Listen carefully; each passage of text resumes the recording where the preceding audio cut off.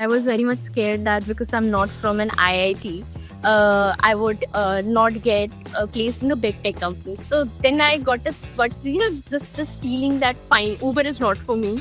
Maybe I'll never be at Uber because my college is not eligible. Okay, so I had always like kept it in back of my mind that fine, someday if I need to switch from another company, I'll try because I would never get in this company from my college directly. Anything will not matter if you are very, very, very well prepared with your skill set. Because at the end of the day, the company is hiring for your skills and they're not at all hiring you for a college name. So, from so many offers, how did you finally decide to join Uber? Okay, this is a very like a story I would like to share. Hi everyone, I'm Harshit from Unstop, and today we have Ishika Singh with us, who has backed full time offers from tech giants like Amazon, Uber, Atlassian, Intuit, and Zomato. And today we'll dive into her journey of achieving this amazing feat. So, Ishika, welcome to the Unstoppable podcast. I'm feeling great. Thank you for having me here. Like, I'm really excited for it. Perfect. So let's start with your story, Ishika, okay? Who actually are you beyond the headline of the girl who bagged five offers from top tech giants? Okay, so if you talk about me personally, I'm someone who really loves to, explore different things. I am someone who never sticks to learning a single hobby or moving to one particular cuisine. I just love to explore as much as possible and always with this mindset that maybe I'll try new things and something would be better than the last one I tried. And then I'll just, learn some new skills. But on the same time, I just love to meet new people and learn different things from them. And this was the very basic reason when I, pursued as a software engineer because you can move around places and yet everything is intact. So this is what me is in person. Perfect, perfect. So, Ishika, like, were you always a high performer, like, who was topping in studies, or did that growth happen, incrementally? How was it?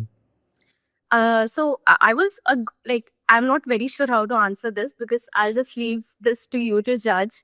I had secured 9,054 AIR in J Advanced when I was in class 12, but that was just without a coaching prep.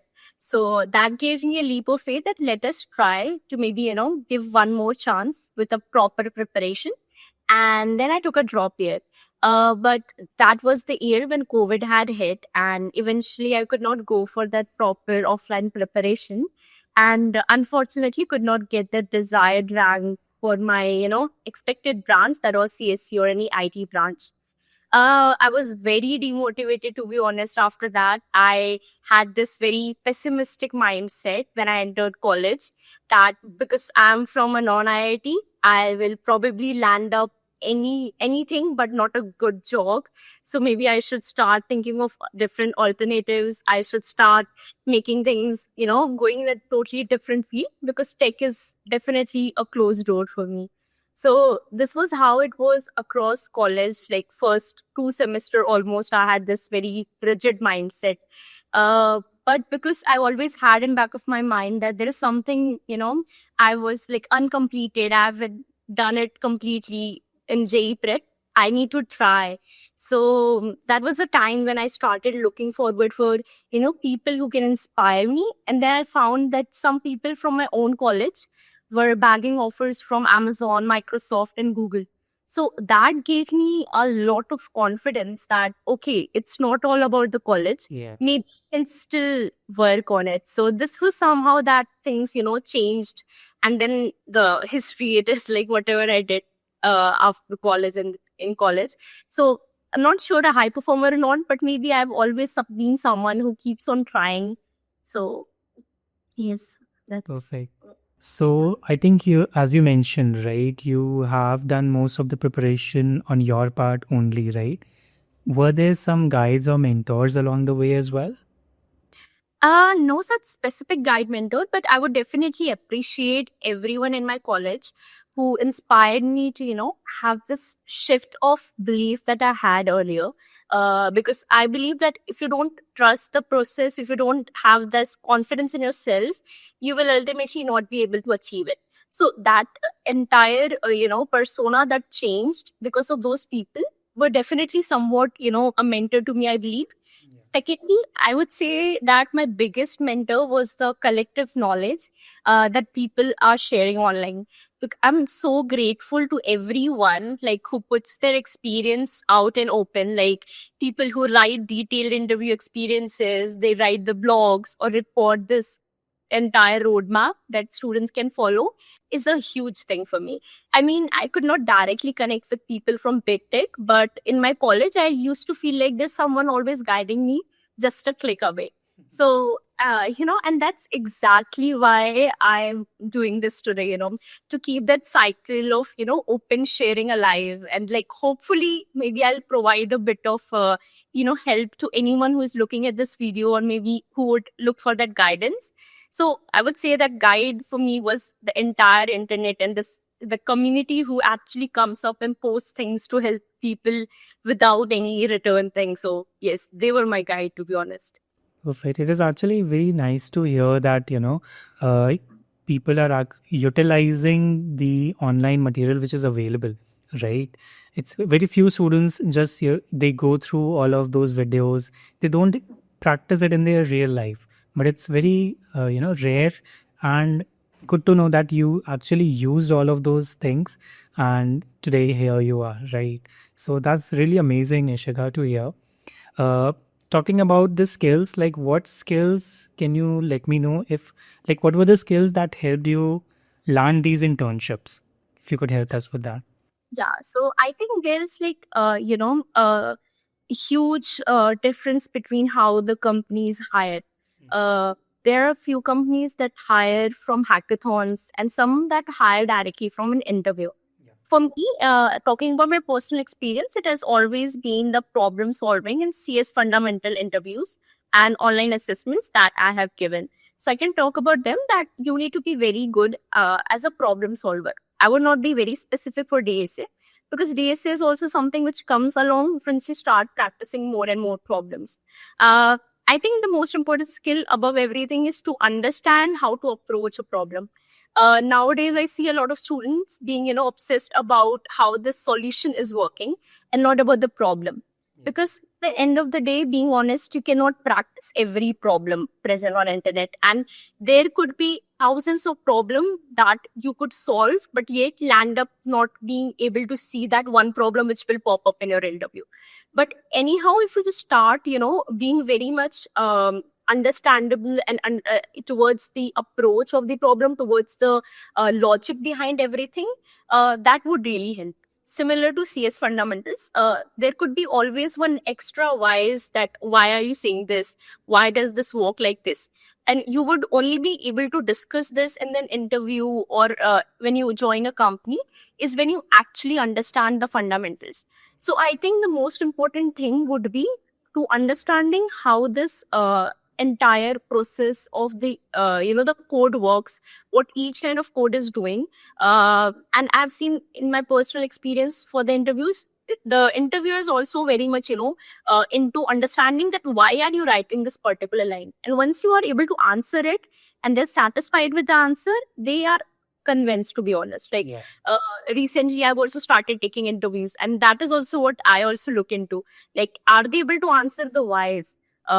Writing a working solution nowadays is easier. You can just mug up and write it. But I would always advise everyone, the skill you should focus on is to be a great problem solver. Uh, like, that's something I think should be the major thing. Perfect. So, like you interned at Amazon, Atlassian, and Uber, right? Yeah. So, if you could help the audience understand, how did you actually get these internships? I would just like to sum up everything into maybe three steps, I think. Yeah. The very first would be that I'll just talk about myself. Maybe you can take anything out of it. So first, I just made sure that I was tracking whenever the companies are hiring off campus. For me, all of these opportunities were off campus. So I have to be very much aware of what's going on in the market. I remember when I was in second semester, I had actually prepared one chart where I jot down that this is the month around which this company opens the application, and this is the month when they take the interviews. And again, this was with the help of the roadmaps that are available on YouTube. So that helps you to be prepared, in advance. Uh, Talking about my personal experience, when I was, filling up this application for Google 6-month internship, I exactly remember that was just live for 6 to 7 hours in daytime, and it just went off by the evening. So you have to be very quick. You cannot wait that when application would come, I will start to prepare my resume. You have to be up to date. And the second thing was that I was very strategic about referrals. Like most employees, at the companies are very happy to refer you because they get this referral bonus in return. Yeah. But they are more likely to do it if they know that you are actually a safe bet, in my opinion. So for me, the most important selling point was the competitive programming ratings. You can pick up any one thing that you think is like completely different from what other people are doing. So that could stand out as a proof. So I used to show up that these are some skills that I've developed. These are my ratings.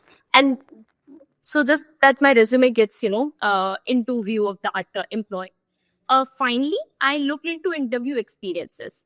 This is the most important thing, in my opinion. Like whenever I could get a chance, I have always looked at the experiences available. So every company has its own test style, to be honest. Like some want to see that fully working code, while others are just more interested to understand the dry run logic. So it's not always possible to find these experiences of every company, I would say. But whenever they were available, I used them. Like I used them to adapt my testing style before going in an interview. So I have realized that interviews won't change for me. So I had to prepare for that specific way they test. Yeah. So make sure that you're very well versed with whatever interview you are going to appear for. So that you just don't miss the chance just because you didn't know the pattern well and you missed that thing. So yes. Yeah. So, did you focus more on the project side or on the coding skills? Okay, I think there's one very thin line between, focusing on one or the other. As I already said, that the interviews or the pattern of testing for companies differ very widely. For me, it was like creating that very balanced way. I do both. My major focus was doing DSA because most of the companies hire by, this problem solving round where they generally ask the DSA level question. Yeah. And even in online assessment, this is mostly around the CP pattern question. So that was important. But on the same time, you need to have something on your resume just to show that you have built some project, or maybe once you come back into the company, you can just, just showcase that I can learn a tech stack and build things for you. So for this, I built very basic 3 to 4 projects as per my understanding. So I made my projects around the CS fundamental subjects that I learned. I remember I made a project on operating system, one project around graph, and one project around, this Spring Boot thing. So that when I go for an interview, I can tell them that fine, I have not done too much around web dev, but yes, I have learned few things, and I can show you that I can learn more and maybe do something around it. So for me, it was like doing both, but in a very balanced way, and while understanding that what company I'm targeting at. So now, like we discussed on the technical aspect of things, what were the non-technical qualities that helped you stand out? Okay. For me, I would say that was communication skills. Because it's very important. Even when you are in an interview, you know the technical solution, but are you able to communicate this to your interviewer? They actually ask you to think loud, and they ask you some LNT and CNL level question, that is leadership and how good you are as a in collaboration. So these are the questions which you cannot learn beforehand, but you have to use the common sense and reply it in an environment. Like you cannot be very rigid that no, I will just maybe just remove them from the team or kind of statements. You have to be very much understanding that how would you deal in such situation, like balancing things. So I think most important thing for me, in my personal opinion, was communication skill as the soft skill that would be very important. Got it. So, like, at any point of time in your engineering journey, right, did you feel that pressure of getting placed, like the fear if I'll get placed or not? Was it there? Like I said, that I was very much scared that because I'm not from an IIT, I would not get placed in a big tech companies. Getting placed was not something I worried about, but getting placed in a good company was something which was always my concern. So, I always felt that if I could just, maybe get a chance to interview, I will crack it. But I'm not very sure that even the companies would accept my resume. I had this thought in back of my mind that anyone who would see the college name, which is not an IIT, they will just reject my resume. So, but later on, there was one more fear, that market situation and a hiring freezes, which added one extra layer of stress. But somehow I've realized for the second kind of fear, it's just a part of this entire corporate. Like it exists whether you are not in an not already in a company, or you are a student. So it's something which will keep on being there. You have to balance yourself and focus on what you can control. But majorly, I was very scared of not even getting a single interview call during my first semester. Yeah. So yeah. But ultimately you did, so that was really commendable, I guess. Uh, Talking about like how did you get actually, like, let's dive a little more into the details of these internships. Okay, how was your experience over there? How did you crack it? If you could help us understand that. So just as I've just shared that there were three-step things that I always did. Yes. I made sure that I will appear for every opportunity possible. I will never take a step back that I'm not still prepared. I've always applied to whatever has come up. No matter whether I was in second sem, third sem, fourth sem, I've always been prepared that let me just appear, then we'll think about the results. So I would also share like how difficult that time was. Like I got my first opportunity of interview at Amazon, and that was like my examination semester somewhat, and my exams were colliding exactly with the same date when and the same time duration with my interview.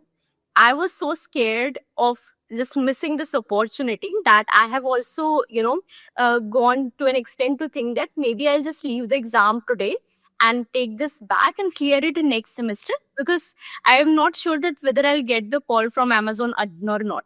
So this was the, kind of a mindset that I had, like now or never kind of, that I can go to any extreme length that I have to clear this goal, because it's very important, and that becomes more important talking personally, because you have fight so much for that one interview call. Like even getting an interview call in an off campus opportunity is very difficult.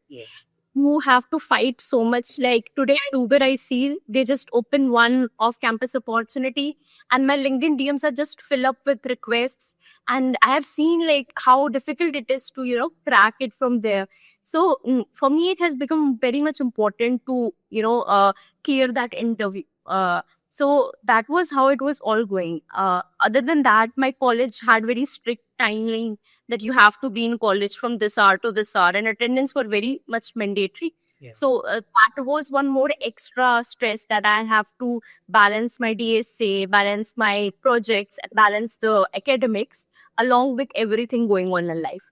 So everything was a kind of a hassle, but it was worth it at end of the day, because I was able to do whatever possible from my end. Like I always made sure that I'll never sleep unsatisfied. I'll always make myself that yes, whatever was in my hand, I did my best, and then I'm going back to my bed.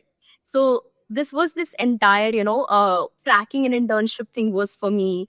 And then when I went into an internship, the company, it was more like a dream. every single day was so special for me.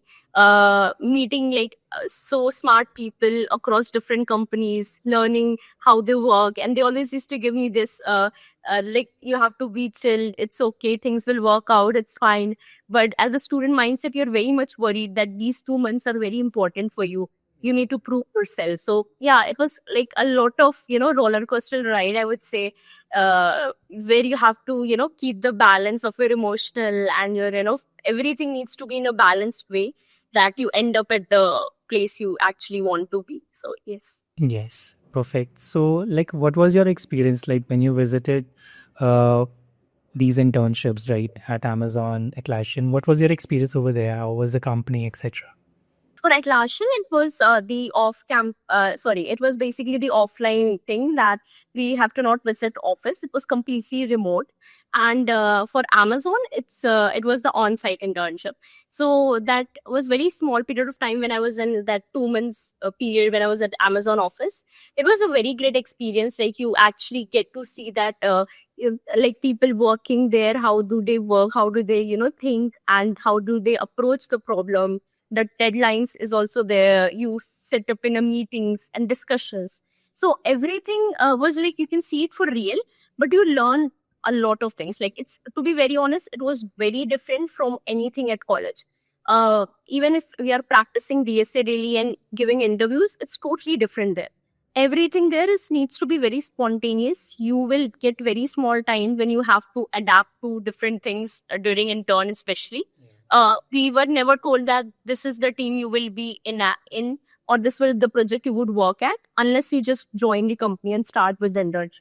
So within that 2 months period of time, you have to also, prepare for the tech stack. You have to learn the culture of the company, and you have to also understand that what are the parameters they will judge you on. So a lot of things are going on, and it's a kind of a time. But when I will say that time management is very important during this 2 month or 6 months period, and if you miss that one day also, it actually impacts a lot, because the time is very limited and you have to prove a lot of things. Yep.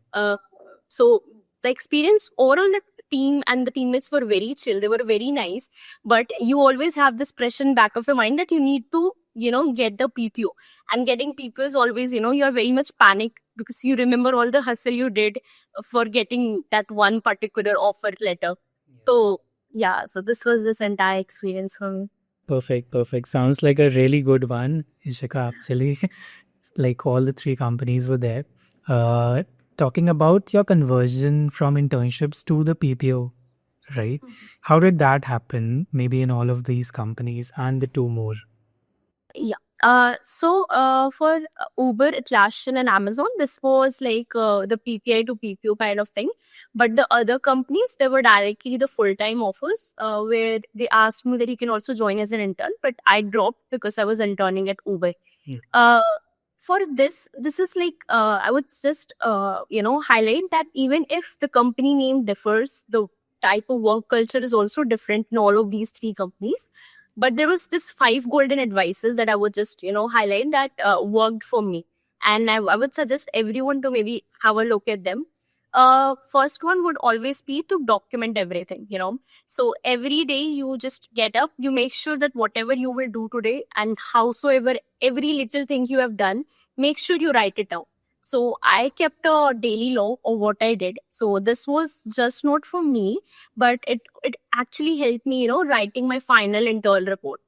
So it becomes very much easier for me to write the final thing, and also to show my teammates and my mentor that this is my progress and how this is how I'm working. Yeah. This was a tip which I also got from one of the code experience. I read it, like what should we be doing when we go for an internship, and these were some articles that I've read before and I've applied. uh, the second thing was to try first and then you ask. So basically, this is one of the leadership principle from Amazon itself, that is dive deep. So this is the probably the biggest advice. So I never went to my mentor with a question unless I had done my own research first. So I used to go to them and be like, I tried these three things and here is why they didn't work. Do you have a suggestion for me? So it shows that you are a problem solver and not just, someone who is waiting to be told what to do next. So this also lets you, create that impression during that internship. Third thing was to understand that how you're being judged. So early on, I asked my manager exactly what are the metrics on which my success or my TPO conversion will be related to. So if you know what they're looking for, you can plan your performance accordingly. So rather than just doing some random things and in that small span of time and ending up not getting what you dreamed of or what you worked for is very sad. So yeah, and the fourth thing I would say is that to ask for constant feedback. This is not just limited to internship, I would say. Even after joining corporate, I would say that it's extremely important that you ask for this constant constructive feedback from your peers and your manager, that what is something that they expect me to do better, and what are the things that you want me to continue doing. So this works both ways. They also get this sense of reliability, that these are the people who actually come back and ask feedback so that they can improve, and not someone with a very rigid mindset. So this is very important. The fifth would be to contribute into any discussion without a fear. Like, even if you are interning there, you should remember that you are showcasing that you can stand next to them and maybe contribute equally and more confidently like they are doing it. So make sure that you don't be nervous whenever there is a discussion around something or you get an opportunity to present yourself. Because I remember in all of my internship, they asked me to present my entire project, my demo, like across teams, that this is what I worked on. So this requires that you have to be very confident about the work you are doing, and so that in a bigger picture, this will tell your teammates that this is my potential future teammate. They'll be joining me back. So I think these are very important 5 points that everyone should maybe utilize while they're interning. Perfect, perfect, Ishika. So, from so many offers, how did you finally decide to join Uber? Okay. Okay. I This is a very like a story I would like to share. So when I was in first or second semester, Uber has the Star internship program, which is like a women tech program kind of thing. So I was very excited and I just went on the portal and tried to apply until the step came that you need to fill up your college. So my college was not eligible for it, and I was not able to just fill it. So I just accepted it. And just to remind you, those were the days when I used to believe that, okay, if your college is not good, you will never get into big techs. So then I got this, but this feeling that fine, Uber is not for me. Maybe I'll never be at Uber because my college is not eligible. Okay, so I had always like kept it in back of my mind that fine, someday if I need to switch from another company, I'll try, because I would never get in this company from my college directly.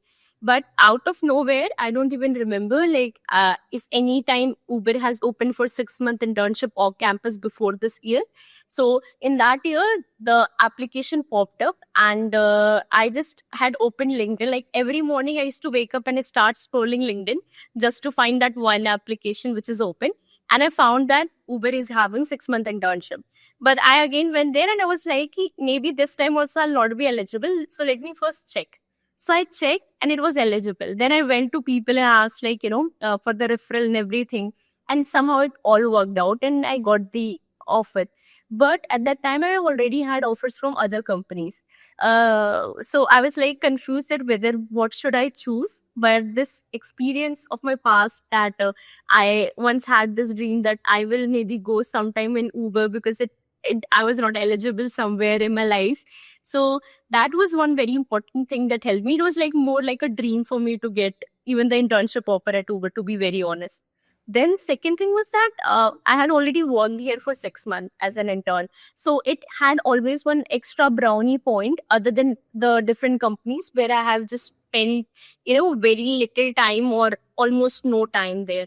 So it was always better for me that maybe if I join the same team, and as I already have 6 months worked here, so I'm more comfortable and maybe I'll able to perform better. Overall, I also like people here. Like they were very smart and very helpful. So I just decided that okay, fine, maybe I'll come back to same place for my own good. Yeah. Perfect, perfect. So, how did your friends and family react to you bagging, all these five offers, obviously? Okay. So there was like when I did this Amazon Atlassian, so the market situation was really bad by the time intern was, intern got over. It was the month of August 2024, and that batch had very much issues around offer revoking. So my offer got a yes, but they said that wait for next 12 months before we tell you yes or no. So that was something very shocking for me. And again, I went for a week, a complete week that, okay, I think again, it's not happening. I should maybe change my plans. I have worked well. I got the offer, but still I'm not able to, get that FT because I felt that everything is out of control now. But somehow everyone said around me that maybe you can try, like give it a shot because there's again one almost a complete year left of your graduation. Yeah. So I went on LinkedIn and I realized that there is something better now. And that was that I already have this 2BIP Tech name in my resume. So that one hustle that I used to do for getting that call is quite easier now. Not very easy, but easier for getting that screening thing done. It helps, to be very honest. It helps because I can tell from my personal experience that when I was a internship, getting that call was very difficult because I have to prove exactly during the interviews or from my coding ratings that this is where I am. But now because I've already interned, so people have this idea that this person might know something around these things and they can do better. So I got so from the month of August 2024 to mid of October 2024, there was not even a single day when I've not applied in any company. I don't even remember the names of the companies I gave the OA for, and I said that anything which comes up, I'll just apply. So I did a lot of research around it, that whatever comes up, let me apply and do everything around it until like on my like 19th October. I just got this, my first two OAs on same day. That was for Intuit and Uber. So everything started from that day, and I was so happy about it. And since that day till 4th of December, like everything was being continued. I was giving 4 to 5 interviews in single days. Like most of the days, what happened that both the companies had scheduled the conflicting interviews on same day. So I used to give one interview and then jump into another for internship. And yeah, so this 2 3 months, like, and my family knew about it, that how much pressurized I was in that situation. And I was like almost hopeless, but I was like trying and trying. So when I told them that this is the 5 offer, they were so happy, and like it was such a surreal moment for them. And they actually had started, posting pictures with me and saying that finally she did it and all. And I remember my family also came to visit Uber when I joined as a full time, and I just had given them a tour of my office and just met, like, my teammates also greeted them and everything. So it was equally special for my family as much as it was for me, because they've seen everything from like the drop year struggle to the years at college, and then finally just the break in between of internships and then getting the offer. So yes, like it was something very memorable kind of experience for me and my family. Wonderful, wonderful, Ishika. So good to hear that. So now let's discuss a little on the sides of rejections, okay? How many rejections or failures happen behind the scenes? Okay. So there was some rejections during my first to second semester. So during the first year, similar to step and turn of Google, Flipkart Grid also occurs, and there are some programs around it. And I remember Grid was on Unstop itself. So I've given a lot of tests on Unstop also. So and then Cisco was also there. So there were three companies from where I faced my initial rejections. And for Google, it was the step and turn, and it was very easy to understand why I got rejected because I was not at all prepared. It was just second semester when I started doing things, and by second semester only that opportunity opens up. So that was the first rejection. Second was Flipkart Grid. I appeared in it, but that was some OA round where I don't even get an interview call because I maybe people have done better than me in the online assessment. But I somehow have started thinking that, okay, I think again the luck and the college name is working. But someone from my college got selected. So I was like, no, I think there is some issue that you need to understand. So from both, and then Cisco, I got the hackathon call. So they have some kind of hackathon thing, and I'm not great at it, to be honest. Like, I'm not very good at working in that small span of time and pressure to build things. So these were initial three things, and I took them very seriously, to be honest. But I realized that being serious is not all about, tracking offers. You have to be prepared. The good thing at that time was that I realized that what are the gaps, where am I lacking, and what I need to work on. So very first was preparing a very nice resume, which has, like, I talked to a lot of seniors at my college that what are the things that are missing and what is that template and everything. So I worked a lot on my resume, like adding projects, working a lot on, ratings of my code chef and code forces, so that I can, display it. And then I started also being very actively applying, because a lot of times I've seen that few opportunities came up and I was not prepared that they'll be coming up. So I'm not, being very well versed with everything which they could ask me. So that was the time when I actually prepared that entire sheet of, when these companies hire, what are the application. So this were majorly three companies where I faced the setbacks and failures in my college. Perfect, perfect. I think it's all about these failures, like kind of stepping stones to success. So that is there, right? Maybe those moments actually led to something big, which happened, you joining Uber. So yeah, everything works out in the best possible way, as it is well said, right? So yeah, let's. I think it was really wonderful conversation with you, Ishika. Before leaving, of course, there's just one question that I like to ask you. What is that one myth that you would like to address about cracking top tech companies? Like, what is that one myth? Okay. The very first will be that it's never the end of the world. Even if you're not able to get in your dream company right after college, you can do it later also. Like here in my company, I see people who have started from very small tech companies, and they prepared themselves with time, and they keep on appearing in interviews, and they are finally here. So it's like everyone has a very different pace. You don't have to be very much demotivated if things are not working as you have planned, but they will eventually work out. Like you have to just keep on putting in the right effort. It's not even true that because I have got 3 to 4 internships before joining Uber, so that was the reason why I bought the full-time offer. Because here in my same team, I have seen people who are from my similar college, and they have not done a single internship, but they have directly landed up in Uber. So it's just a matter of time. You cannot, just replicate the journey of others, but something that will always work is that you keep on putting in efforts. You keep on putting it the right time, wait for the right time and appear for the right opportunities, and things will eventually work out for you. So don't be very much panicked, even if you're not landing in the right place at the very start of your journey. And the second thing is, which is also very important, which I talked about a lot, is the college name. Anything will not matter if you are very, very, very well prepared with your skill set. Because at the end of the day, the company is hiring for your skills, and they're not at all hiring you for a college name or what you bring.